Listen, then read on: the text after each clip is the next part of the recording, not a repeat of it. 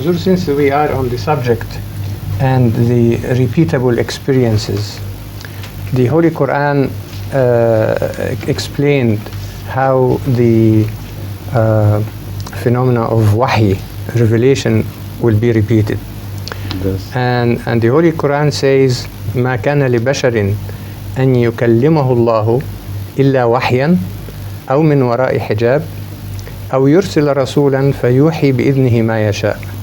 So there are three ways of communication With God, yes. Yes.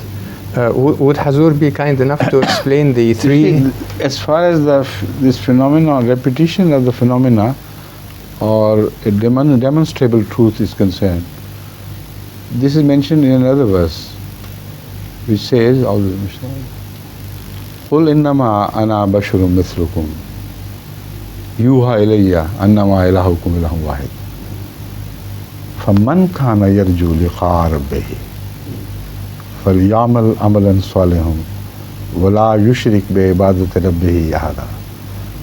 See? I do not eliminate you from this. I am a humble man like you. Only God has started speaking to me. If you wish to meet God, you can do the same. Only do that which I have done. Amalan salihum wala yushrik bi ibadati rabbihi ahada. So when this happens, then this phenomenon of wahi, like Mustafa Sabit Sahib has spoken of, takes form of sometimes an angel appearing to deliver a message. And you don't realize it to be an angel at the time of the experience itself. When it is over, then you realize that it was an angel, it was not just an apparition or something, because the style of the angel and the message he delivers is again recognizable, identifiable. In hallucinations, one can see figures, but the messages in hallucinations and the visions in hallucinations are most often fearsome, and they threaten the very person who views them. But the angels bring peace, even when they speak of warnings. It's a very big difference between the two. Like the angels appeared to Hazrat Abraham alayhi salatu wasalam, to Lot, to others. The very appearance of angel was not fearsome, but the message they carried was very fearsome. They predicted the entire wiping out from the face of earth of a people, of a whole people. But they always bring peace.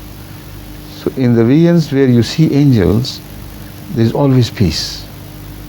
Salam is the word they say, and salam is what they carry. But in hallucinations and this psychic phenomenon, there is no such thing as that sense of peace. Then the deliverance of message is definitely from God. They tell you this message is from God. But sometimes pious people also, who do not receive these messages from God, but have become psychics, they also say the same thing. So as far as the difference in this area is concerned, the difference is in fact very obvious.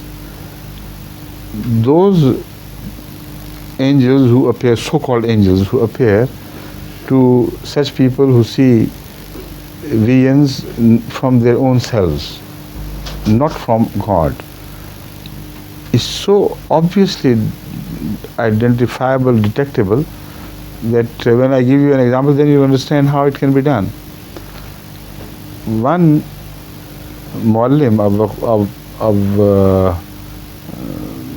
of one country, I should name it because this name will be then recognized by all of the people, became mentally ill. Now, because he had been delivering messages all around that Muslim had come and God has revealed him to him. So he started claiming first quietly among the friends, then later on publicly, that he was the Messiah. and God has told him that that Messiah's day is over, but he was all right. He was not false, but his time is finished. Now it is you who is the Messiah. So first he said that God has told me to remain in Bath and your Bath. So please accept me as an Ahmadi who is in your Bath, and also accept me as the Messiah of the time. See? And then, with the passage of time, more contradictions began to appear.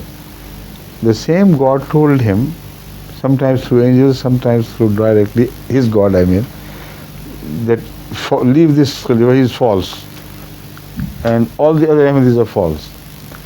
Then it further developed, and he said, Ahmadiyyat is finished as a valid coin. No more of it. Start your own movement.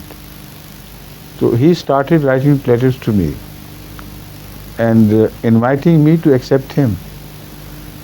So I said, look here, his friends started writing their testimony that this boy is a truthful, honest boy, and we know him for long.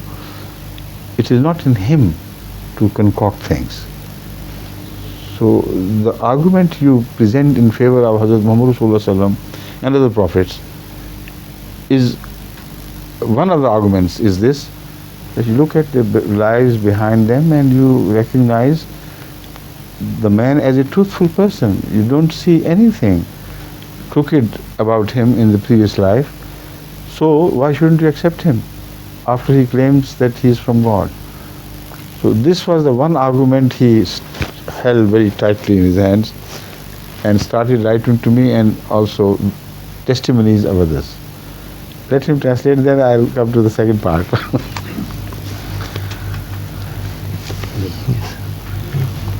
Then I started taking him on seriously, and I wanted to fight him on his own ground. So I picked up certain issues gradually, one after the other. I said, look here, when God tells anybody, it's not just the only criterion that the man has to be truthful, that we judge by that criterion him to be true as well in his claims. I mean, there are so many other factors which support the truth from different sides, and it's not just one swallow which can announce the coming of spring. One swallow does not make spring. It has to be the flocks of swallows they come. So in case of a prophet, there are so many other supporting signs. Now tell me, I wrote to him, what prophecies, what predictions God has made, what prophecies have been bestowed upon him regarding the future events of the world, even your own things which may happen to you or to me and to others. Now he was caught. So he said, ultimately, he was nonplussed. He did no prophecy that I'm going to spread. I said, that's all right, but we'll see that. Any other prophecy relating to others? So he said, you will die within 1 year if you don't do bath of me. And that happened about 5 years ago. So I said, all right, kill me if you can.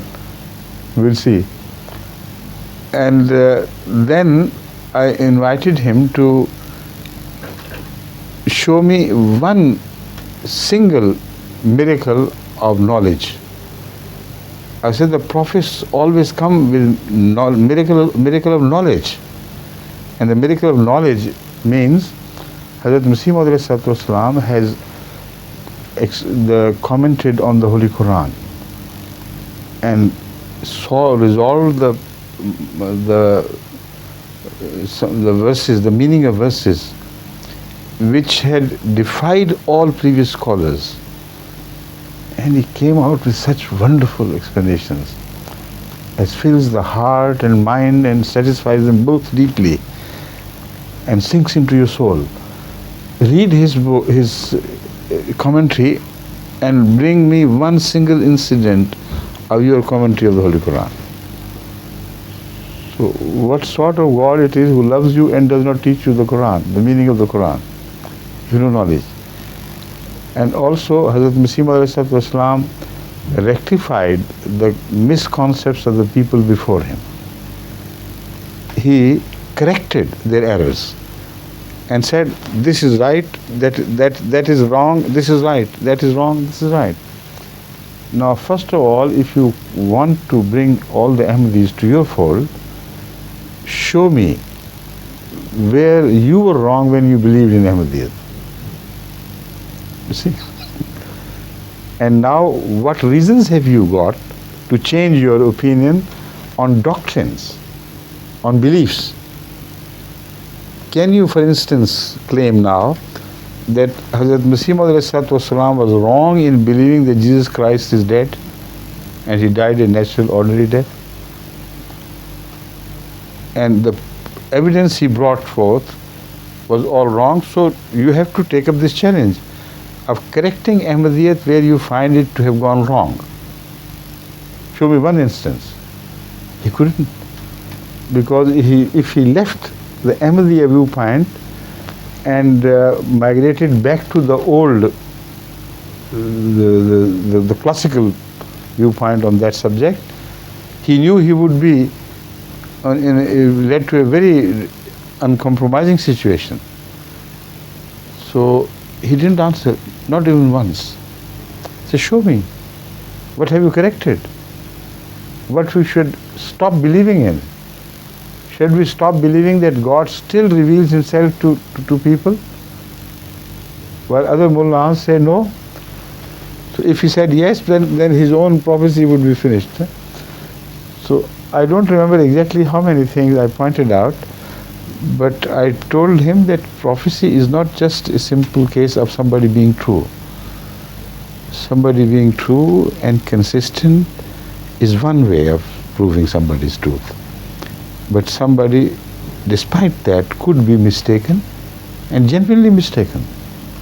I've seen pious people, go wrong mentally somewhere, and they say these things, and nothing happens. And this was another point which I raised against him. I said, when the true prophets of Allah make a claim that they are from God, the whole society rises against them and tries to destroy them. You are sitting comfortably in peace, surrounded by a few friends of yours, of your own tribe, and your tribe is supporting you. Show me one incident where the world took you seriously. The first Messiah, he created a noise and tumult in the entire world. Even in his time, more than 100 years ago, America took notice of that man, that one voice, which was raised from the Qadian, an unknown village. Now, who else has taken notice of you? Who has turned against you? Who is persecuting you and your people? None. So, although they may not say you are mad, their actual attitude to you is proving that they are deeply convinced that you are mad. And mad people are never taken seriously. But the prophets of Allah, although they are dubbed as mad, yet they are taken seriously. Because the enemies know deep within their hearts that they are not mad, we are mad. And if we left them alone, they will conquer. So where is that sign of opposition and hostility towards you? None. So I dismembered him from around, piece by piece, limb for limb. And he was left alone, single-handed, one single person. So I told Ahmadis of that area to forget him. Let him die his own death. Then he started saying things which he started contradicting. Then his friends started leaving him.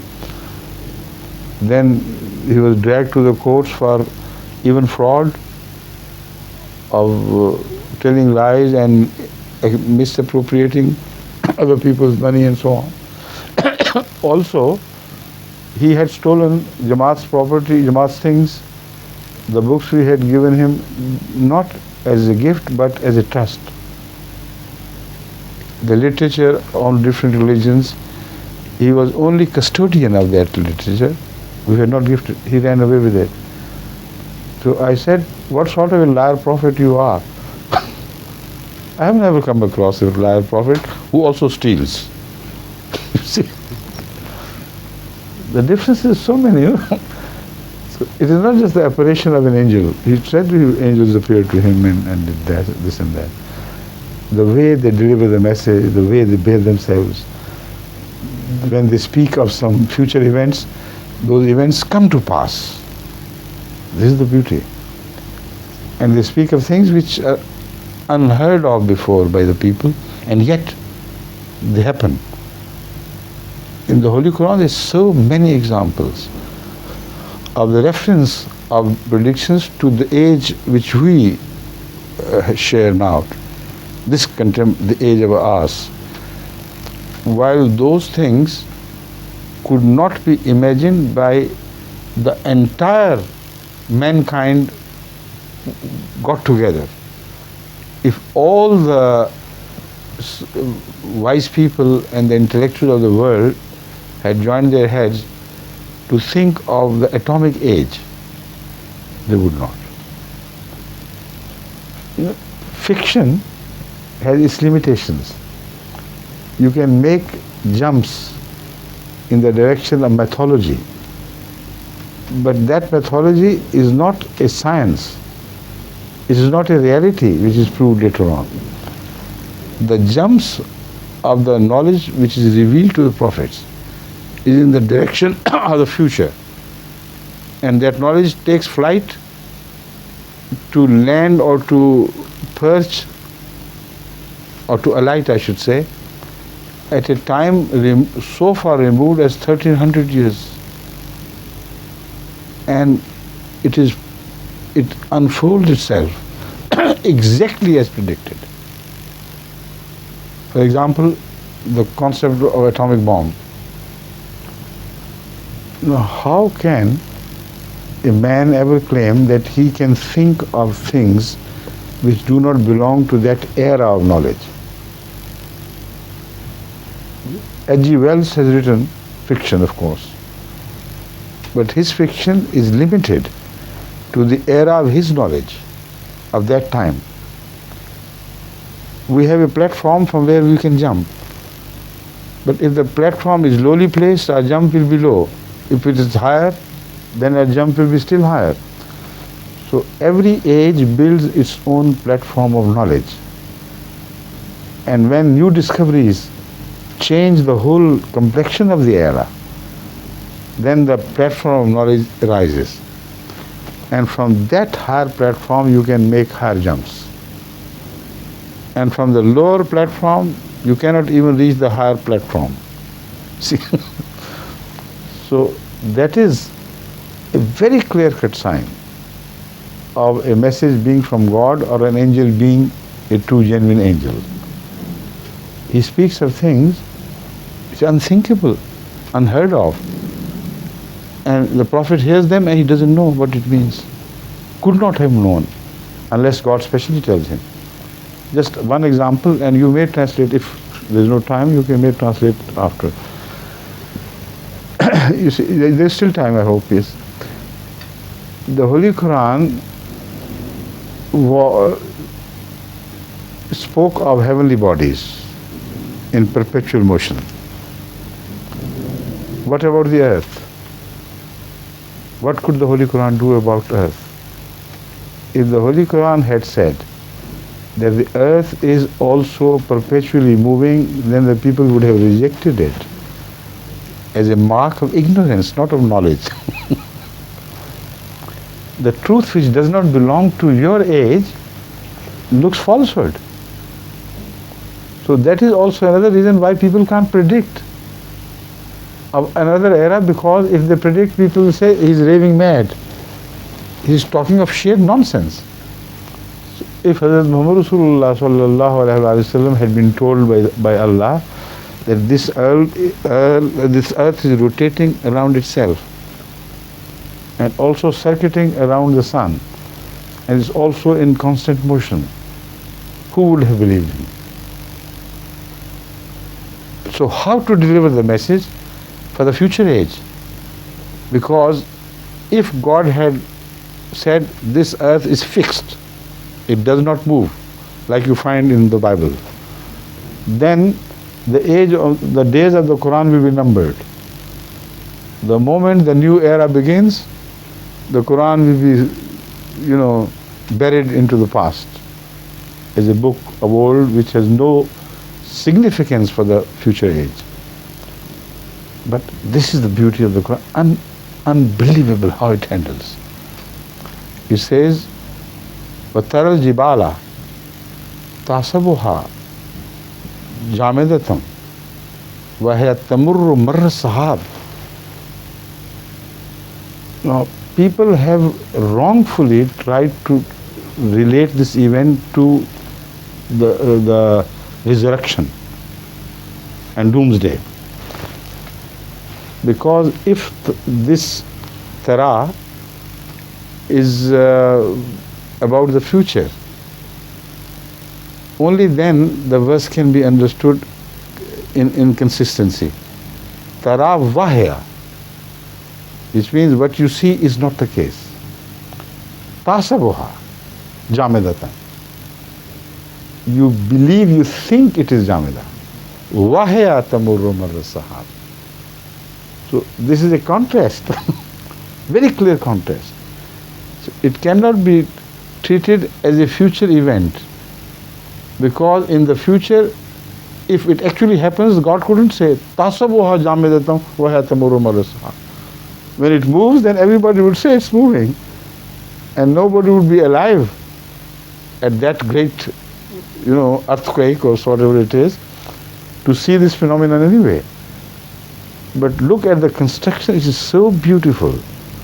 It delivers only one clear-cut message, that the mountains you see, you think they are stationary. Wahya tamurru marra sahab. Now, some people try to explain this in another way. Say, all right, when you speak of the taral jibala tahsabuha jamidatan, that is one statement we see them to be. Wahya tamurru marra sahab. One day, they say, it will move. They will move the mountains like the moving of the clouds. But why tasab in between? It should say taral jibala jamidatam wahya tamurru marra sahab. The word tasabuha would not let anybody twist the meaning out of shape. It has fixed the meaning permanently. Nobody can escape this. The simple meaning is, the mountains that you see, you think, you believe they're stationary.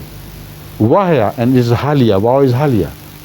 While they are constantly moving like the floating of clouds, without a noise, without an effort. Now, if the mountains are moving, how can earth be stationary? See? So the future man, a message is delivered, and the present man, contemporary man, has not discovered what has happened. It goes over their head. Similarly, the atom bomb. وَيْلٌ لِكُلِّ هُمَزَةٍ لُمَزَةٍ الَّذِي جَمَعَ مَالًا وَعَدَّدَ يَحْسَبُ أَنَّ مَالَهُ أَخْلَدَ كَلَّا لَيُنبَذَنَّ فِي الْحُطَمَةِ. Now, hutama is the smallest particle which can only be seen in the beam of light. When you see a beam of light from entering from one place, one hole in the room, and striking against the wall, you see in the light small particles hanging which are not otherwise visible to naked eye. So the word hutama is one word in Arabic which describes the smallest particle. It doesn't the word concept of atom was not yet born. Arabs didn't know what atom was. But hutama also sounds like an atom. Because if a French would pronounce it, he would say utama. Atom and hutama are so naggingly close, very interestingly so close to each other. And the meaning exactly is the same. Atom is the smallest particle. In Arabic, there is no other word which can describe a particle smaller than hutama. If you remember, tell me. I have searched the Arab lexicon far and wide. For many years I have been trying to do this. I couldn't find one single word which could speak of a smaller particle than the word hutama speaks. But what would happen to this hutama? This is the point. لَيُنْبَذَنَّ فِي الْحُطَمَةِ وَمَا أَدْرَاكَ مَا الْحُطَمَةُ نَارُ اللَّهِ الْمُوقَدَةُ الَّتِي تَطَّلِعُ عَلَى الْأَفْئِدَةِ إِنَّهَا عَلَيْهِمْ مُؤْصَدَةٌ فِي أَمَدٍ مُمَدَّدَةٍ. What strange hutama that is. Within that hutama there is a fire. It is locked and confined in pillars which are extended.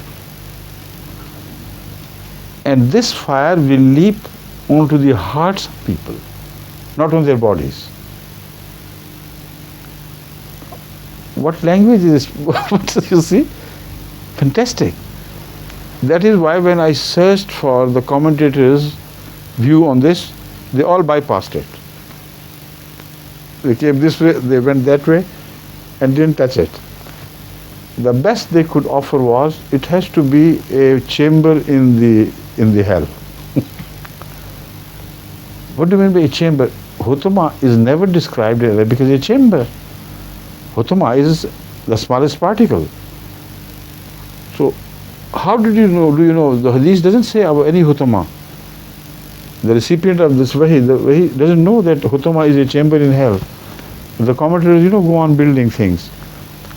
And but why is the fire enclosed in extended pillars? And how that fire will leap onto the hearts and will not burn the bodies? All this is just rubbish and meaningless if you treat the Quran as the word of a man. But if you treat the Quran as a word of God, then you have to be very respectful. You must try to understand the underlying meaning.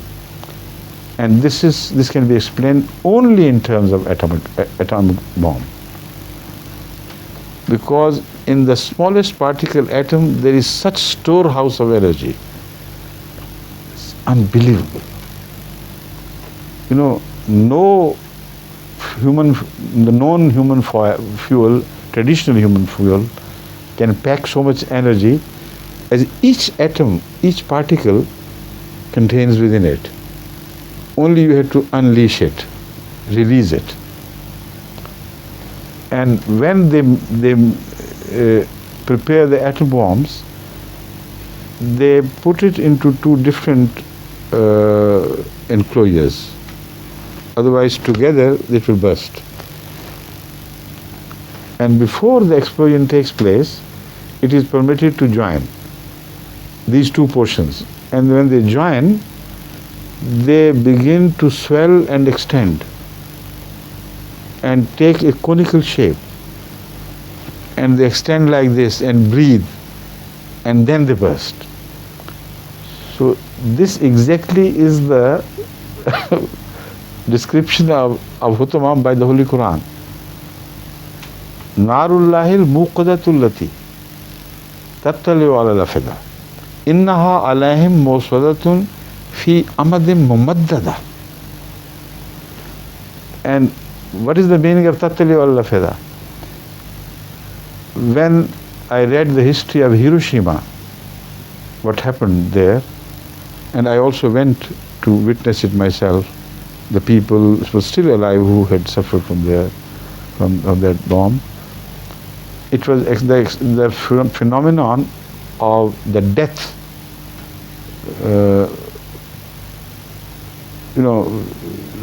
the phenomenon of how people died with the influence of the atomic explosion is described as a shock wave, which is gamma rays, which travels faster than the heat waves. It is the gamma rays, the shock wave only, which has no heat, which leads the explosion and the aftermath of the explosion, wave after wave. The heat waves follow laterally and behind. When their gamma rays reach men, they arrest their hearts, and immediately heart failure takes place. So when they burn after death. The fire, that explosion, it leaps at their heart directly, bypassing the body. And this can only happen if you understand the atomic phenomenon and the explosion which creates these waves, which are a form of heat, of course, but it is not the heat which kills. It is the shock which reaches the heart and immediately arrests it. One moment you are alive, and the moment the heart stops suddenly because of the shock. When suddenly somebody speaks highly in a louder tone, you feel something has happened to the heart. It jumps, and you say, "Oh, you almost killed me." But this atom, Hutama, which is mentioned, it doesn't almost kill; it kills. This is the way. Difference is absolutely farther apart than the poles are to each other. So there's so much to it which could be developed further, but there's no time left now. This is one example of the messages which are delivered from on high, from Allah, and the messages which arise out of your own psyche. Okay? So I take leave of you now. You will translate this tomorrow, inshallah, before my arrival. How long will you take? 10 minutes? You give me 10 minutes.